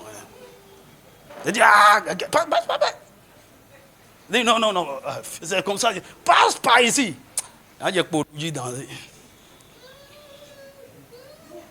va vous perdre. Parce qu'il faut ça. L'homme naturel est rebelle. Il faut... Écoutez, et c'est ça qui va m'amener au prochain principe. On ne va pas développer ça aujourd'hui. Mais je vais les annoncer, le reste là. Peut-être, même si je n'ai pas le temps de revenir sur ça, vous-même vous allez faire étude sur ça. Dis-moi amen. Dans la nouvelle alliance, Dieu a suscité au milieu de son peuple un corps d'enseignants spécialisés pour l'éducation de ses enfants en vue de leur transformation. Éphésiens chapitre 4, versets 11 à 13. Éphésiens chapitre 4.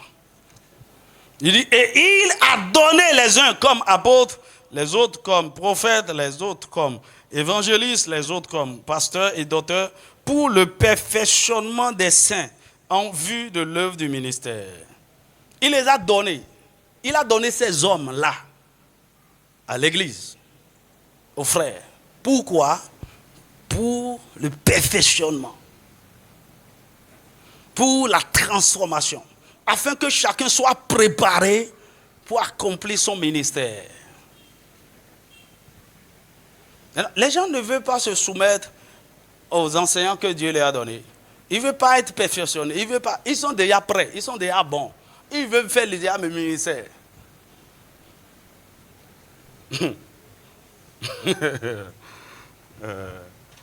Vous n'allez pas inventer. Mon ami, nous sommes rentrés dans une institution qui existait avant nous. On n'invente pas les lois. Dis-moi amen. Chaque enfant de Dieu doit pouvoir identifier le sacrificateur enseignant ou le berger que Dieu lui a envoyé et se soumettre fidèlement à son enseignement pour sa transformation et pour son ministère. Sinon, tu seras déformé. Il n'y a personne qui te dit, passe pas ici, on ne fait pas ici, on fait... Parce que, à la limite, lorsque vous suivez un bon sacrificateur, il y a certaines choses, vous n'apprenez pas à faire, vous ne commencez pas à les faire parce que vous avez appris à faire. Vous les apprenez à faire parce qu'à un moment donné, ça vous est transmis. Dis-moi amen.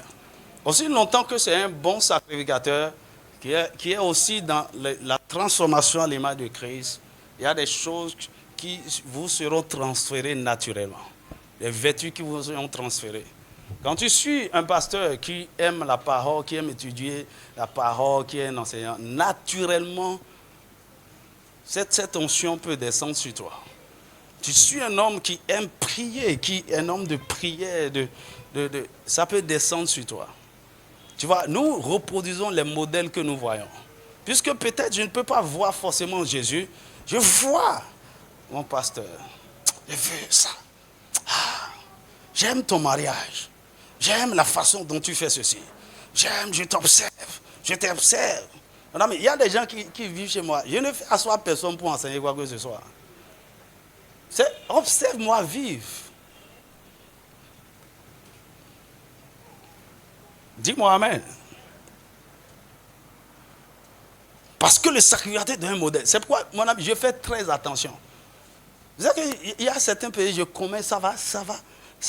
Il y a parfois même des péchés qui sont dans l'église, c'est le pasteur qui reproduit.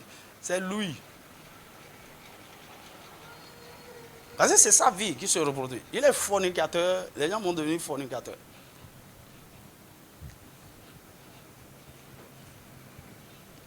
Dis-moi amen. C'est un principe. Beaucoup de gens, ils sont dans l'église, ils n'ont pas de berger, ils n'ont pas de pasteur, ils n'ont pas d'instructeur, ils sont libres. D'ailleurs, le pasteur est en train de parler, ton doigt aider. Il est soumis à aucune autorité, à rien. Personne ne peut le corriger, ça c'est pas bon. On ne fait pas ceci, voilà, tu peux pas aller là-bas, assieds-toi là, voilà. C'est comme ça on éduque. C'est pourquoi on nous appelle, lorsque nous venons à Jésus, des disciples. Et ceci m'amène au 7e principe. C'est le principe du disciple-là.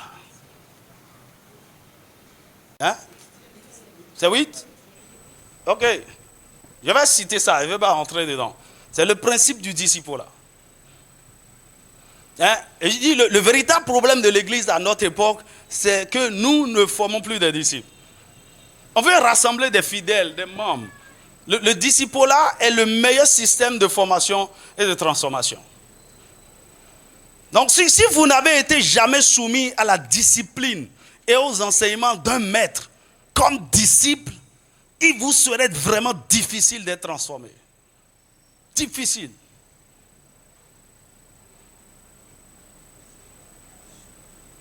Il y a des gens qui sont à l'église depuis des années. Ils n'ont été jamais disciples d'un maître. Jamais.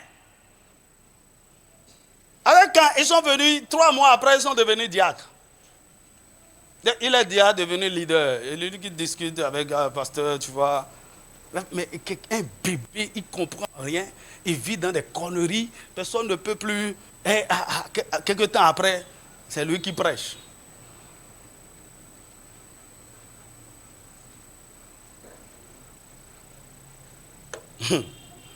Lui-même, il n'a été jamais discipliné.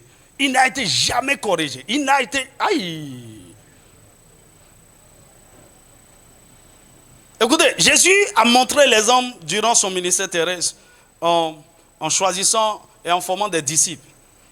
Ce sont ceux qui ont été à son école, qui ont été transformés, qui ont été utilisés puissamment pour bouleverser le monde. Les disciples, Jésus n'est pas allé ailleurs. C'est les disciples qu'il a formés. Okay? Ils l'ont suivi. Beaucoup d'entre eux ont abandonné tout même et l'ont suivi. Les enseigneurs, il les enseignait, les enseigneurs. Ce sont ceux-là qui ont bouleversé le monde après. Et vous allez voir que même après son ascension, lorsqu'il a rencontré Saul de Tarse sur le chemin de Tarse, il savait que ce jeune converti avait besoin d'un maître. Alors, il lui a donné l'instruction. Il dit, rentre dans la ville et on te dira ce que tu dois faire. Va voir un maître. Il va t'instruire. Et vous imaginez, il y a des gens comme ça, ils ont rencontré Jésus comme Paul, de façon surnaturelle. C'est des révélations, c'est des visions. Et puis c'est fini. Ils ne sont jamais soumis à un maître pour les discipliner. Et ils sont devenus 3 mois après prophètes des nations. Vas-y, vois. J'ai vu Jésus, j'ai vu la gloire là, c'était, et puis voilà. Écoutez, Paul était un érudit de la loi, versé dans la loi. Non. Sans Ananias, Paul n'allait pas recouvrir la vie physique, Paul n'allait pas être baptisé d'eau, Paul n'allait pas être rempli du Saint-Esprit. Dis-moi amen.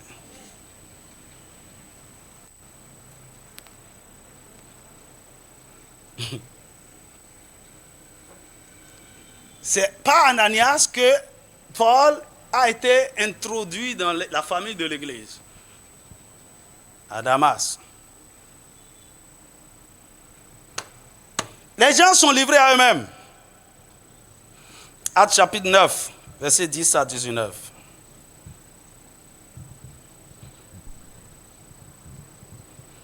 Nous ne pouvons pas réinventer la roue. Nous devons retourner aux disciples là. C'est pourquoi à partir de l'année prochaine, cette église sera restructurée.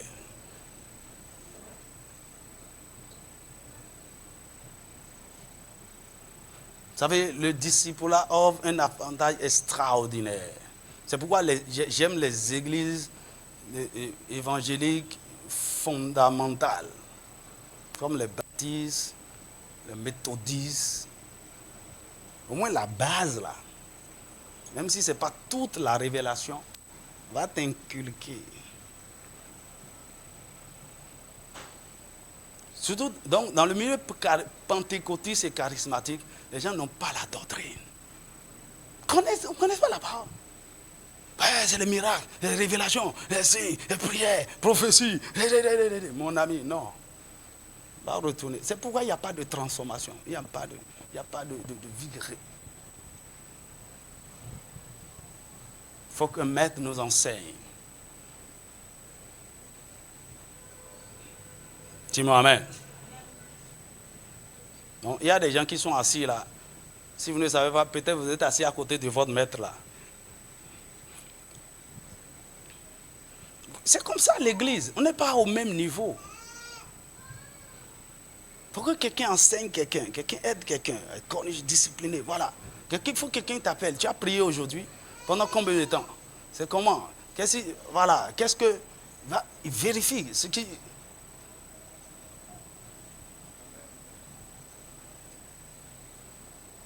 Il n'y a personne. Tu n'as de compte à rendre à personne. Nous, quand on grandissait, on avait cet avantage. On était en nous, mais on s'éduquait.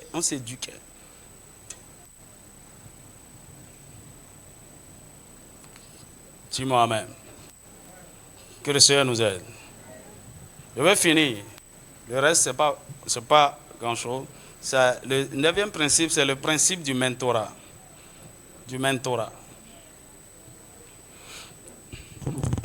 La volonté de Dieu n'est pas que nous soyons seulement des disciples. Il veut que les disciples deviennent des leaders, capables d'accomplir leur ministère, tout en continuant à former des disciples. Donc, la raison pour laquelle il nous a donné des enseignants, c'est pour notre perfectionnement et pour que nous accomplissions notre ministère. Dis-moi amen. Donc, il ne veut pas que nous soyons seulement transformés. La transformation, c'est pour quelque chose. C'est pour le ministère. C'est pour servir maintenant.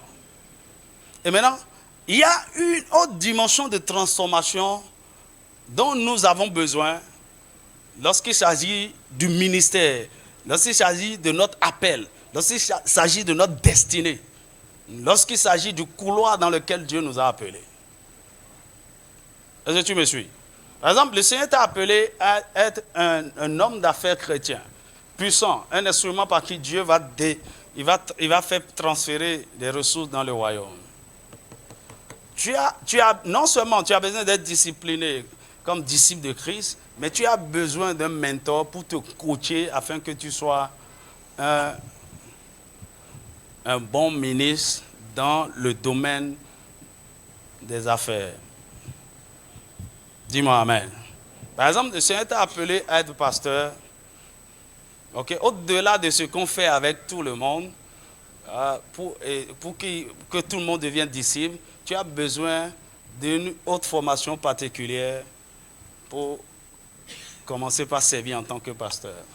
C'est toujours la transformation, mais ici, de façon spécifique. Tu vois, c'est comme en médecine où on donne la formation générale à tout le monde. Tout le monde est médecin général. En tout cas, selon notre système ici, 7 ans, tout le monde est médecin général. Et après, chacun choisit un maître. Tu vois, j'aime la médecine. On appelle nos professeurs maîtres. On apprend auprès d'eux. Donc tu choisis un maître. Tu veux devenir gynécologue, tu choisis un maître gynécologue. Il te coach maintenant personnellement pour devenir gynécologue. Tu veux pédiatre, voilà. Il y a des cours spécialisés, tu travailles avec lui, tu es en train de suivre les choses. Tu veux devenir chirurgien, voilà. Tu as un maître chirurgien. C'est lui qui va te préparer. Il va dire, ok, si on veut opérer, c'est comme ça. Là, tu viens observer d'abord. Viens. Ça, c'est au-delà de la connaissance générale. Tu veux rentrer maintenant dans ton appel.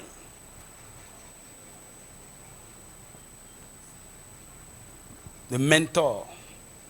Le mentor. Le meilleur système qui permet de transformer les disciples en leaders est le mentorat. Jésus nous a aussi montré l'exemple en choisissant 12 parmi ses disciples pour les transformer en apôtres. Luc chapitre 6, versets 12 à 13. Et c'est à part, hein. Il y a la foule qui le suit, il y a ce que Jésus dit à la foule. Il y a maintenant les disciples, il y a ce que Jésus dit aux disciples, et il y a les 12. C'est plusieurs niveaux de transformation. Alléluia. Par exemple, Barnabas était un mentor pour Paul jusqu'à ce qu'il soit introduit dans son ministère. Lorsque vous lisez dans Actes chapitre 11, versets 22 à 26, c'est Barnabas qui est allé chercher Saul de Tarse et l'a amené à Antioche.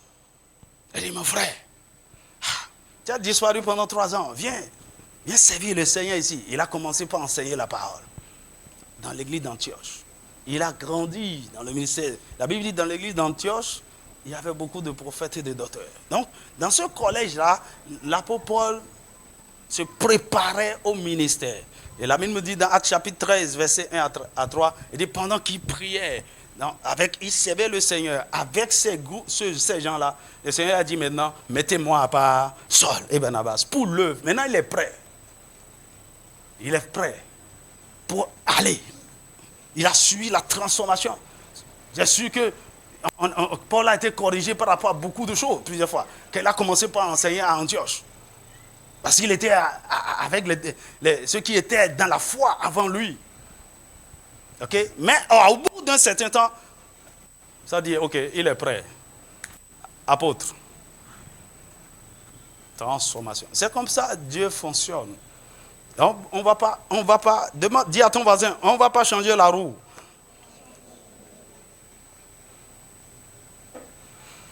Donc, ici, le disciple se soumet à la discipline et aux enseignements, aux instructions et à la direction d'un mentor pour une transformation qui le prépare à son ministère. Le mentor est un leader averti qui connaît le chemin du succès ou de l'échec dans le ministère et qui peut aider son disciple à être un bon leader. Amen. Que le Seigneur te donne la compréhension. Et je vais finir.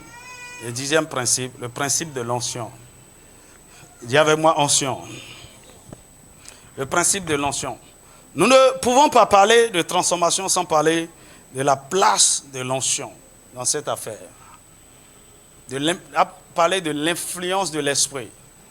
Jésus, après sa résurrection, par exemple, il a soufflé sur ses disciples, il leur a dit, recevez l'esprit. Quelque chose leur a été communiqué. Il y a une influence qui a été libérée sur eux. Mais mieux, Jésus leur a dit d'attendre dans la ville jusqu'à ce qu'ils soient revêtus de la puissance. Mon ami, quand l'onction, la puissance de Dieu, le feu est descendu sur les apôtres, il y a quelque chose qui s'est passé. Hein? Le feu de l'esprit crée une transformation redoutable. Ces hommes qui avaient peur, ils sont descendus de la chambre avec courage, avec l'onction peut vous transformer, a la capacité de vous transformer. Dis-moi amen. Surtout quand vous exercez, vous êtes disciple, vous êtes sous le leadership d'un leader ou ça facilite vite votre transformation. L'onction permet de transformer des hommes ordinaires en hommes extraordinaires ou de vous multiplier selon votre espèce. Lorsque Dieu voulait recruter par exemple des leaders qui pourront soutenir Moïse et porter la charge du ministère avec lui, il a mis l'esprit qui était sur Moïse sur 70 anciens. Nombre chapitre 11, versets 16 à 17, il a dit rassemble 70 anciens du peuple dans la salle d'assignation, dans la tente d'assignation. Il dit, je viendrai là et je te parlerai et je prendrai de l'esprit qui est sur toi et je répandrai sur eux. Il voulait que ces gens-là aient les mêmes habiletés, les mêmes systèmes de pensée, les mêmes capacités, plus ou moins, comme Moïse, pour pouvoir porter la charge. Alors l'esprit, l'onction qui était sur Moïse, il l'a libéré sur eux. Hello. Nous avons vu surtout la puissance transformatrice de l'onction au niveau du ministère du roi David. Les hommes ordinaires, pauvres, endettés, misérables, plaintifs, qui se sont rassemblés autour de David, le fugitif, lorsqu'il était dans la caverne d'Adullam. Ces gens sont devenus quelques années après, disons 7 ans après seulement, des vaillants hommes de David. Qu'est-ce qui s'est passé? L'onction les a transformés. Ces hommes ordinaires sont devenus des tueurs de géants. 1 Samuel chapitre 16, verset 13.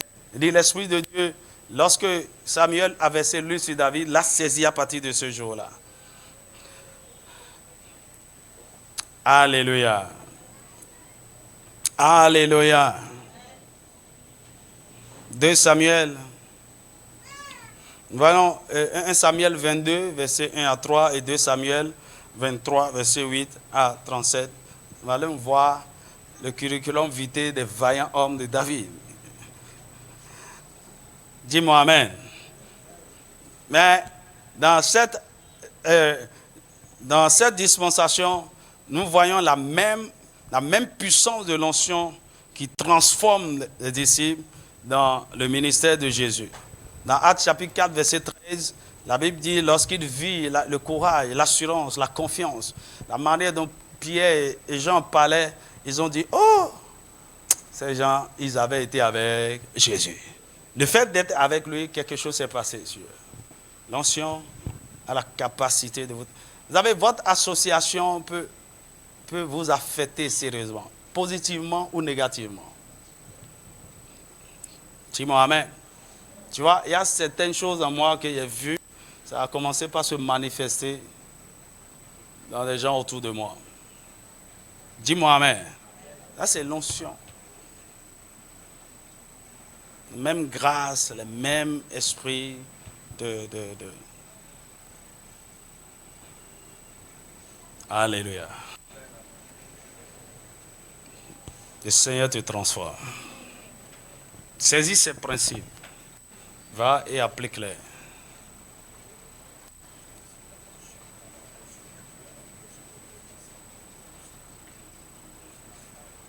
Il y a beaucoup de choses, j'ai dit, tu n'as pas encore compris. Prends du temps, réécoute le message. Incline ta tête, comment soit béni le Seigneur. Dis merci à Jésus. Mare brasotana grâce que terere. Zane brasa katara brase que te. Ne basha katara brasa katara basha. Ne brasa katara basha que terere. Na brasa katane brashe que te. Seigneur, nous serons ce peuple-là. Ce peuple dont tu es fier. Des gens qui te ressemblent, qui te représentent vaillamment. De véritables ambassadeurs, de véritables disciples de Christ, de véritables leaders. Seigneur, nous voulons te bénir. Nous voulons te célébrer pour la révélation de tous ces principes. Seigneur, c'est des choses que nous devons faire, que tu nous as confiées. Accorde-nous la grâce, la sagesse, l'intelligence, de les comprendre et de les pratiquer. De les comprendre et de les pratiquer.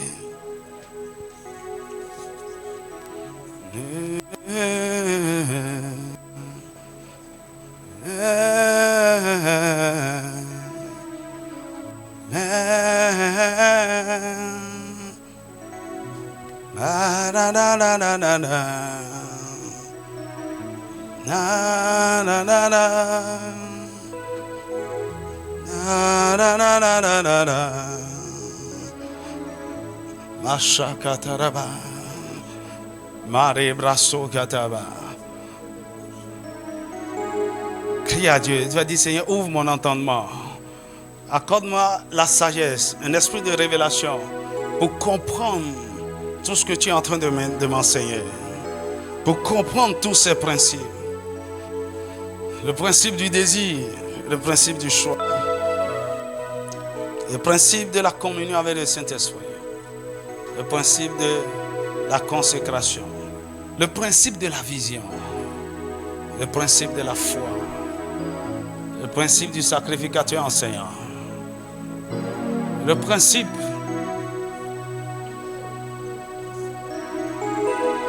du discipolat.